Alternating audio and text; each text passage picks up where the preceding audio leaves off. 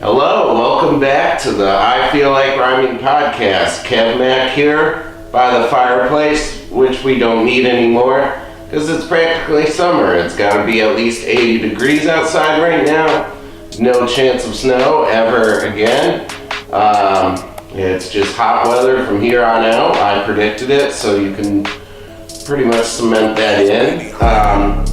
But yeah, it's summer weather out there. It's beautiful, and so we're gonna think of a new setting for the I Feel Like Rhyming podcast. Maybe not the fireplace. I love this setting, but I don't know. In the summer we might switch it up. We're about to undergo huge changes at the I Feel Like Rhyming podcast. That's the first thing I want to say. This is going to be my last longer topic video. It's going to be my last 30 to 45 minute video. I've been doing a lot of research. Yesterday was the first day I put up a video. And I'm seeing that reaction videos to music videos and shit get the most views and plays. Like, people seem to love reaction videos. So I think that's a lane I gotta try out. I might do some reaction videos coming up. Gonna try to focus more on my vlogs, get that all done right. Might have to get a selfie stick, honestly, for my camera. So I'm gonna focus kind of on my vlog reaction game, trying some new lanes and things. I love this lane. Also, I love the podcast. That's what I'm inspired by. Joe Rogan, No Jumper, these podcasts. I'm inspired by them. Brilliant idiots. I love the podcast form. I love talking to you guys. It's my therapy, honestly. Like, I've never been happier and just feeling so great about myself and life and everything, you know. And the position I'm in, it's easy to get depressed or whatever, or feel like, you know, you're never gonna make it, whatever. But I'm not giving up at all. In fact, I'm only going harder. I'm just figuring out new things. I'm researching, I'm trying new lanes. So this is gonna be our last longer video. You're gonna get KevMac and I Feel Like Rhyming, but you're gonna get it in smaller doses, more tolerable doses, you know. I know you're probably like, by the 15 minutes, like, I hate this fucking kid's voice. Why won't he just shut up? His opinions are stupid. What does he think who does he think he is? What does he think he's doing here? You know, I'm tired of it. And I've heard your wishes. I've heard your angry voicemails, and I am going to act on them. And I'm going to give you smaller videos, other things, a lot of surprises, a lot of excitement on the I Feel Like Rhyming podcast coming up. Maybe even cutting off the podcast. I mean, a lot of excitement, a lot to look forward to in the future. So the four of you, come with me, and we're gonna keep on this journey together and just get better and improve and better. You can see it, like, the editing's better. I'm in my bag. I mean, my God, the music's added, this, that. Oh, you're as excited as I am. It's a great time to be an I Feel Like Rhyming podcast fan. It's a great time. And if you guys stick with me, you will not be disappointed. All right, to today's news. I do love doing the news, so I can't help it. I love, like, new artists. I get a little OCD on how many artists I want to tell you about, but I love the news. Love telling you guys about artists. First topic I want to talk about. Casanova, one of my favorite rappers out right now. I always loved M.O.P. Onyx was one of my favorite groups, you know.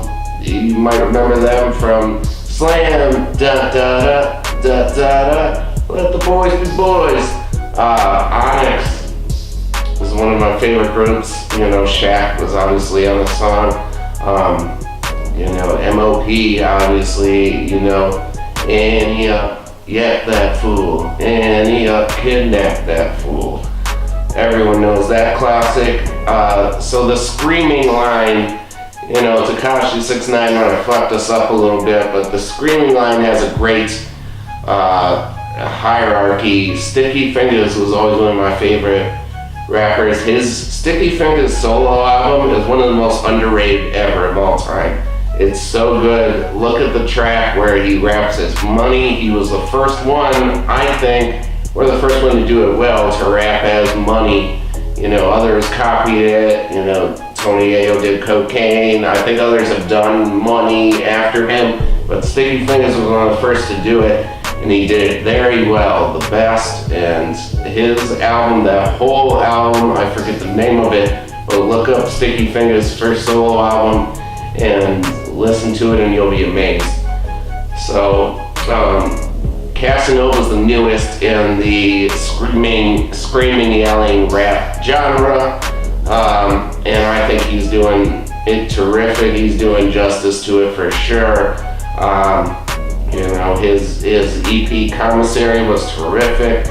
He's got a new EP out, and Free at Last, his album, is coming out very soon. This EP has 2 AM on it with Chris Brown and all these songs you're seeing him shooting in Dubai, the music videos, all that. He's going with that more, you know, relationship sensitive, the girl side, the R&B, the melody side of his music, which is good. He's got variety. He can sing a little bit. He can change from just screaming. He can do it. And it sounded real good. I'm not hating on any changes they made to advance their careers. You can't just scream and have gangster shit all the time and, you know, punch them in the face, knock your teeth out. You can't have that in every single song. There's no possible way. You're not going to attract a fan base that way, or a variety fan base, let's say. You'll attract one group with that. But if you want to get huge, you know, you do a variety of songs. He's on Rock Nation. He's under Jay-Z's tutelage. He'll be fine. He knows what he's doing. Young Thug came in his comments recently and called him the new Hove. The new Hove. I don't know if I agree fully with that. That's completely different styles. That's completely different. But you know, I respect his hustle and grind. He might be the new Hove in that area. Casanova's really building. He's more than just the guy who got in a fight with Tekashi 6ix9ine. He's a great artist. So watch out for him. I think his new album is going to do great. But he did this interview with Angie Martinez on 93.7, and you know, he mentioned a lot of things, you know, about the Tekashi 6ix9ine, DJs choosing sides. Whoever's the hotter artist, they'll choose sides. No matter how long you've been best friends and have loyalty, whoever's hot, you know, they may choose. They choose career over friendship. And you know how fake the industry is. The advice he got from his friend Tata said, don't take anything personal in this industry, which I saw that as great advice to me, because if I got affected by comments or whatever, used to be very insecure and care what people thought of me on Facebook or social media or this or that. I would actually, that affect me, that I'd lose sleep over that, whatever. But no longer, I'm not that insecure person anymore. I don't care what people think about me much, you know. Obviously deep down you do a little bit, but you can't let it bother you, especially if you want to be in this business, the music industry or the movie industry or whatever. You can't care about what people are saying about you, who likes you still, who doesn't, you know, whatever. Your friends answer calls, whatever. You don't have the same friends you had in high school. It doesn't matter. Like, it doesn't matter. You succeed, you do everything for yourself. That's the only person that's going to be by your side in the end. So just worry about yourself. And Casanova was very, kind of spoke that in this interview, and I loved it. I think interviews are the best way to get to know an artist, get to know your favorite artist. Listen to interviews on The Breakfast Club. Angie Martinez, Big Boy TV is very underrated. Watch them do interviews, then you truly know what your favorite artist is like. That's their personal, the comments or the questions might be scripted before, they might get a sheet knowing the questions will be, but they might not. And a lot of time the artists are going to study for it or an interview or something. So you're truly getting to know them and their answers, and that's why I study interviews. And my favorite, and I think most informative part of the music industry and artists. So Casanova, I mean, he talks about how he is changing his style to get more radio play and isn't apologetic for it. He talked about how he went to, this was going to be a topic, he went to a listening session. Apparently P. Diddy has these, or is it just Diddy? I don't know, but he has these he calls them his cypher sessions, closed, very private sessions on Fridays. Every Friday, he has all his friends come and play whatever they've been working on that week, new music, whatever. Like, I would give anything to be at one of these listening parties. I think anyone would.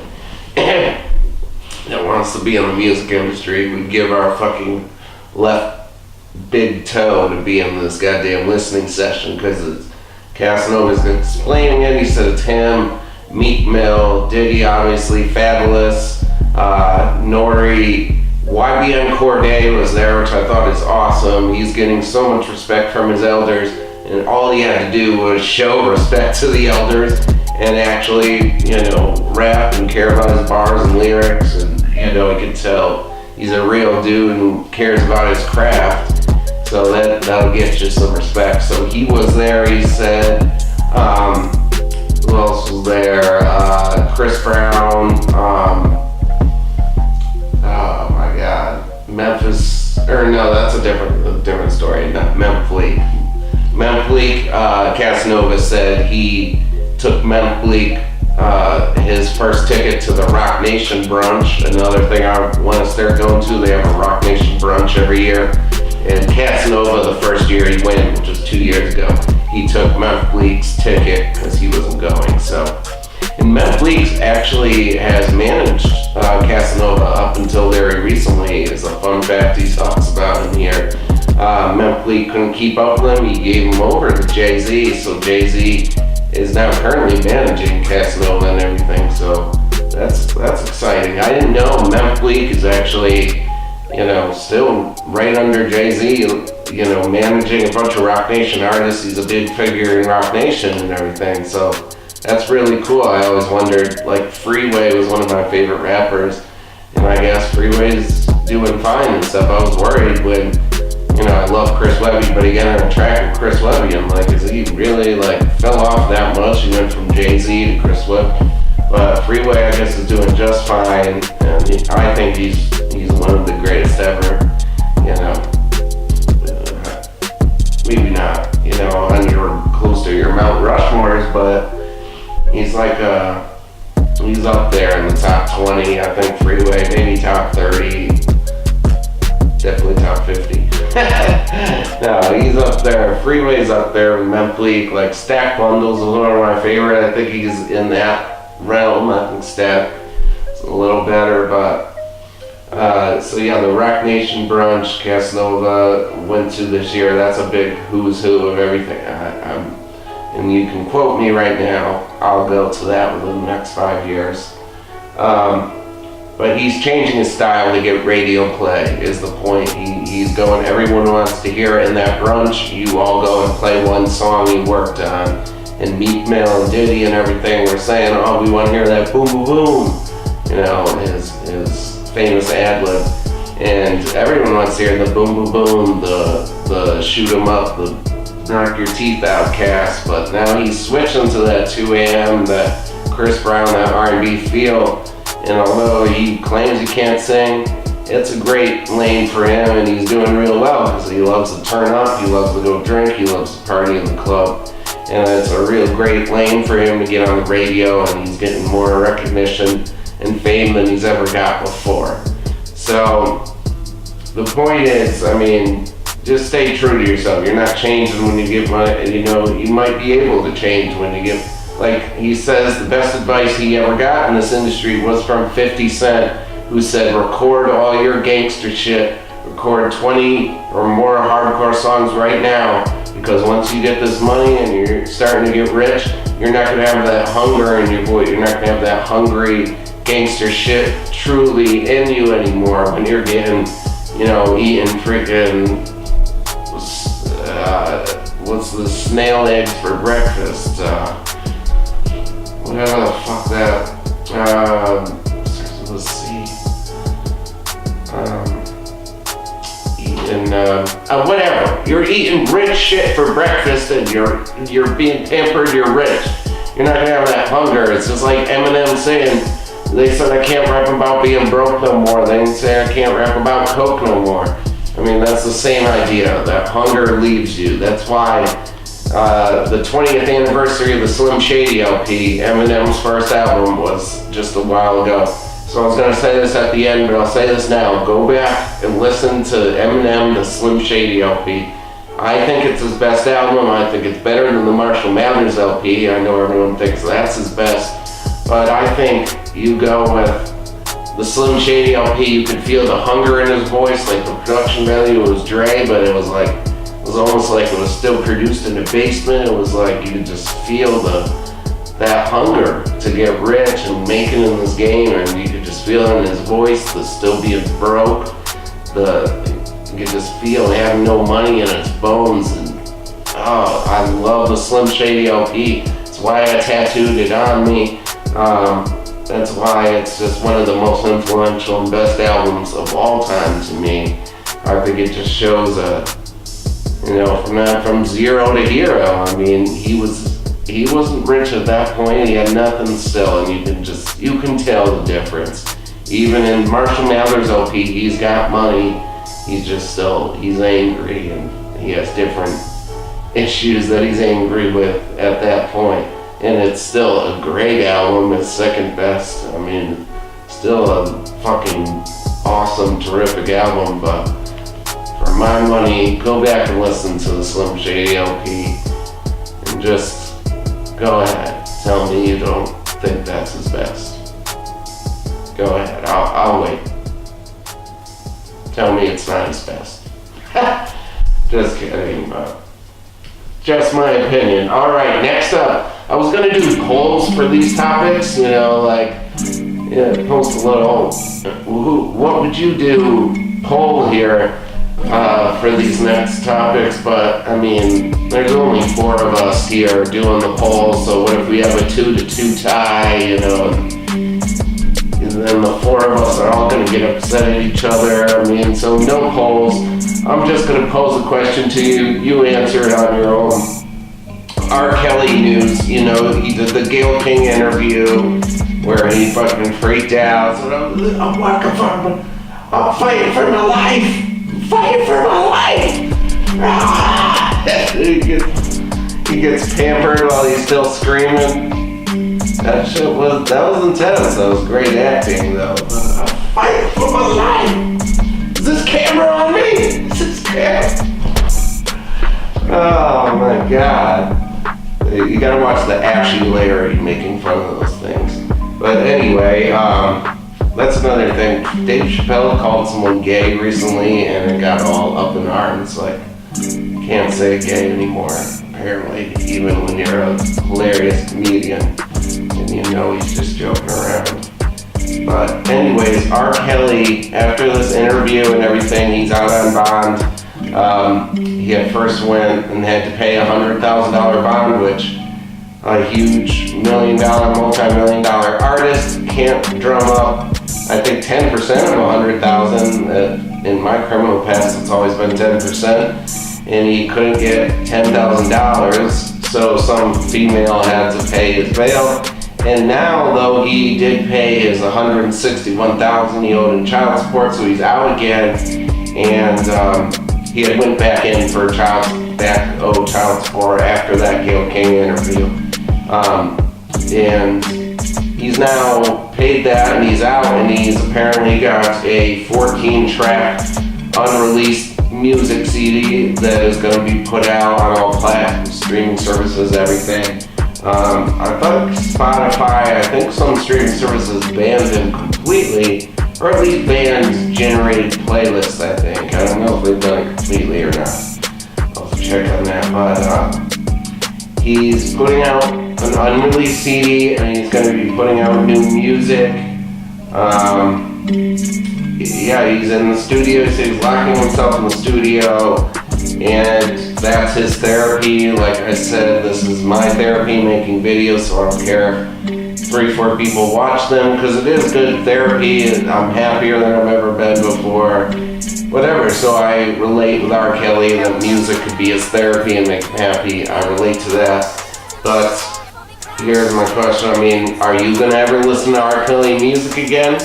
You know, if I Believe I Can Fly comes on the radio or something by chance, you're probably not turning I Believe I Can Fly. You're probably singing that in your car alone or in the shower. I mean, you're still singing I Believe I Can Fly. Or remix to Ignition. I get that. But are you gonna listen to R. Kelly new music, or what if R. Kelly's on the hook of your favorite artist? Like for me, what if he's on the hook of a T. Grizzly or a Juice WRLD song or something? All of a sudden R. Kelly starts singing the hook. Am I gonna stop listening to that song again, or what to do there? But me personally, I mean, my opinion, I just think he's molested young girls, and it's sickening, like having sex with young girls. I remember I dated a 25-year-old, and I'm 31, if you want to be exact. But I mean, even 6 years was a little weird to me. The generation, the gap of like your knowledge and everything, whatever. It's just you grew up at different times. I don't know, you know, I can't imagine being with a 14-year-old at his age, so it's just sickening to me, it's disgusting. So I'll never listen to an R. Kelly song again. Personally, I think, you know, he's a monster. I could go into all that, blah, blah, blah. I mean, I think he also just did prey on weak-minded women, young, who wanted to make it in the music industry, were starstruck, loved him forever. You know, so how can you not be a little starstruck, get a little brainwashed that your idol or role model, and he's showing you attention, letting you in his house, whatever. He probably does let him record music they think is going to come out and never does. So I just think he preys on the weak and innocent, and it's sickening, it's disgusting. He'll probably go to jail for the rest of his life, I would think, but you thought that last time, that didn't work out, so who knows. But I wouldn't listen to an R. Kelly song no matter who's on the track with him or whatever. So, I don't know. The poll here would be, would you listen to an R. Kelly song ever again? I don't know. That's up to you guys. I'd be very intrigued to know, though, who's boycotting R. Kelly and who's not. The Gucci boycott was supposed to go on forever, and then it went to 3 weeks. Then you got Floyd Mayweather going into the Gucci store in a day.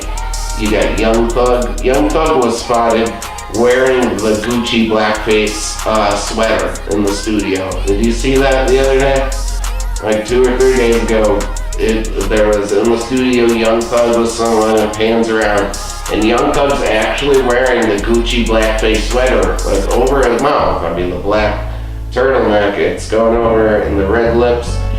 Young Thug is wearing it, and I think he defended that and said that was normal or fine. I don't know what the fuck is going through Young Thug's mind, but even I wouldn't, I don't know. You know, I guess maybe he could wear it. I don't know. I'm not going to get into that at all, but it just seems very disrespectful to me, and I think Young Thug's music should be boycotted.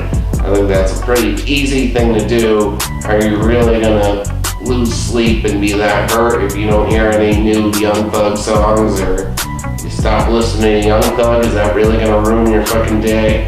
I doubt it. I mean, if you really need really whiny voices and screeching and a lot of auto-tune, you can listen to like Lil Wayne from a certain period, Rich Homie Quan, fucking Post Malone, I don't know.